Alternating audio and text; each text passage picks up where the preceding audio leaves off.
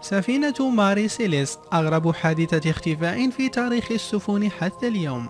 رغم شيوع حوادث اختفاء السفن في ظروف غامضة، إلا أن قصة سفينة ماري سيليست مختلفة في العديد من النواحي. هيا بنا نعرف لماذا تعتبر سفينة ماري سيليست مميزة جدا. أخذت سفينة ماري سيليست جزءا كبيرا من حكايات السفن البحرية، فقد ضربت في نهاية القرن التاسع عشر مثلا في الأساطير، وظلت حكايتها الغريبة تشغل العالم حتى يومنا هذا، وخاصة للمحققون الذين ظلوا عقودا طويلة بعد الحادثة يحاولون فك طلاسم هذا اللغز المحير.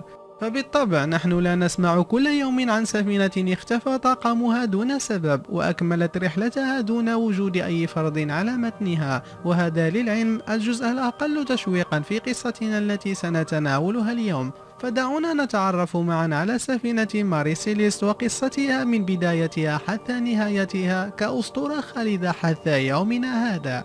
سفينة ماري سيليست. سفينة ماري سيليست مجرد سفينة عادية تستخدم في نقل حمولات تصل إلى 282 طن على الأكثر، وقد كانت في بداياتها سفينة حربية، حيث تم البدء في بنائها نهاية القرن التاسع عشر وتحديدا عام 1861، ثم تحولت بعد ذلك بفترة قصيرة إلى سفينة نقل، وهي في الأصل الصناعة كندية مثلها مثل أغلب السفن، والتي تفننت كندا في صناعتها. لكن هذا التوهج الذي كانت عليه ماري سيليست لم يدم طويلا، فقد ظهرت في بداية العقد السابع من القرن التاسع عشر ما يعرف بلعنة ماري سيليست.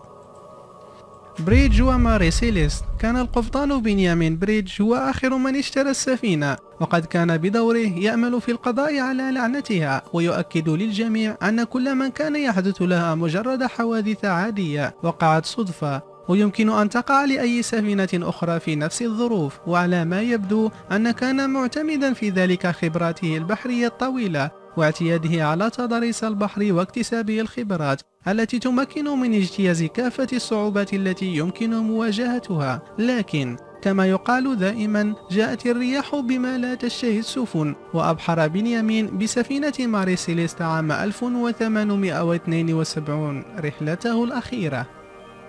الرحلة الأخيرة.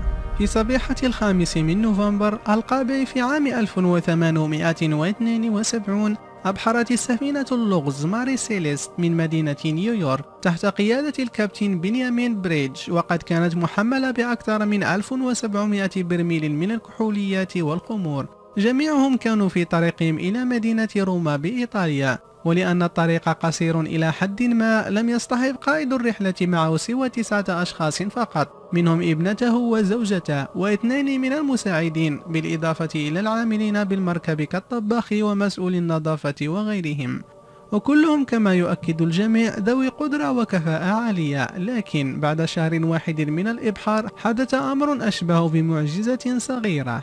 ماري سيليست فارغة.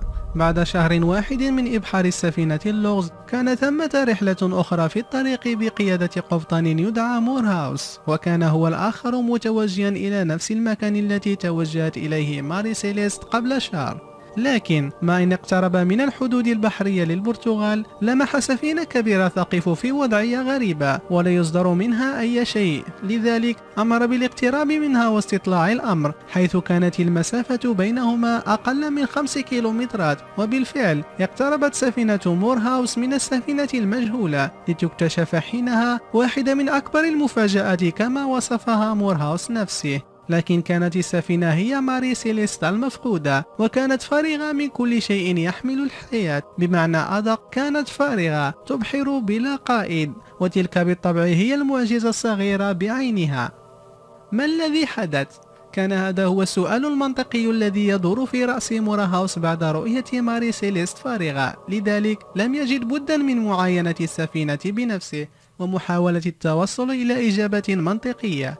لكن كل الأشياء التي عثر عليها داخل تلك السفينة اللغز لم تكن تساعده على الوصول للحلول المنطقية مطلقا، فكل شيء تقريبا كان كما هو، لا وجود لما يدل على السرقة أو التعرض للخطف من قبل القراصنة، لا وجود لما يوحي بتعرض السفينة للغرق، ولا وجود لآثار فوضى من أي نوع يمكن توثيقها.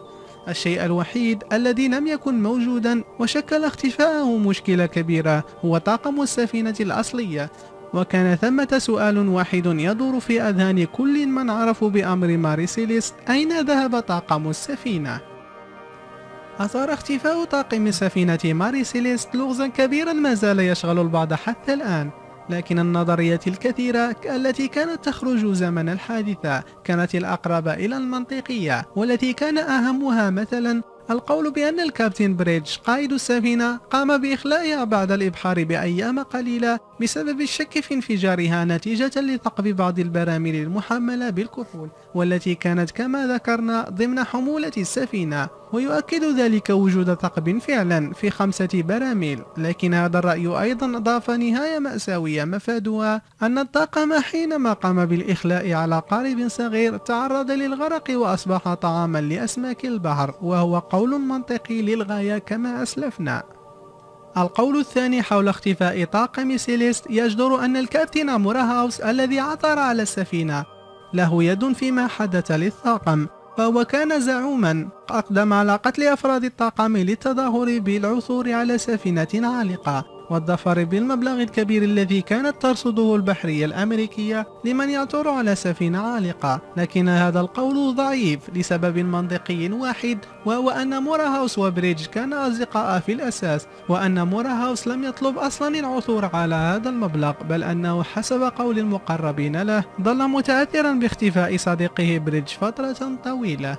نهاية ماري سيليست. لم يطلق على سفينة ماري سيليست اسم السفينة اللغز من فراغ، وإنما جاء ذلك نتيجة الحوادث العديدة التي صاحب وجودها في البحر، والتي دفعت البعض عقب حدث اختفاء الطاقم إلى محاولة التخلص منها بشتى الطرق، لكنها للغرابة كانت تنجو في كل مرة وترفض الغرق والحرق وكل وسائل التخلص منها، حتى أن الأشخاص الذين كانوا يحاولون التخلص منها تعرضوا لنهايات مأساوية غريبة، مما جعلها في نهاية المطاف سفينة غير مرغوب فيها من أي شخص ولو بالمجان. ولكم أن تتخيلوا أن النهاية جاءت عن طريق تركها في عرض البحر لسنوات عدة حتى تفسخت وغرقت وحدها دون تدخل من أحد، لتنتهي بذلك سفينة ماري سيليست ويظل لغز اختفاء البحارة من على متنها خالدا حتى يومنا هذا.